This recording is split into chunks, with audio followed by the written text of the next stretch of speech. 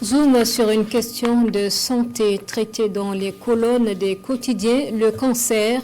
La journée mondiale de lutte contre ce mal était célébrée le 4 février dernier.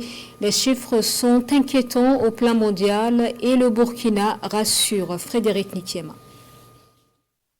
Environ 3 femmes meurent chaque jour du cancer du sein et 3 autres du cancer du col de l'utérus, soit respectivement 818 et 775 décès par an au Burkina Faso. Ce sont là des données de Globocan, repris par le journal Le Quotidien à l'occasion de la Journée mondiale contre le cancer. Selon le journal, chaque 4 février, le monde marque une pause pour regarder en face l'un des défis sanitaires les plus redoutables de notre époque, le cancer.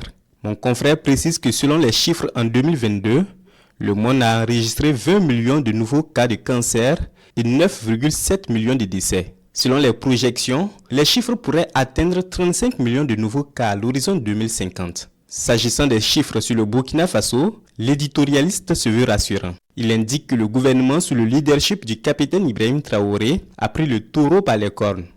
En la matière, mon confrère souligne la mise en place du programme national de lutte contre le cancer, la gratuité du dépistage des cancers gynécologiques et mammaires, la gratuité de la radiothérapie pour les cancers les plus fréquents ainsi que la vaccination gratuite des jeunes filles contre les HPV. À cela s'ajoute l'acquisition de cliniques mobiles, la construction du centre de radiothérapie à Ouagadougou et à Bobo-Dioulasso.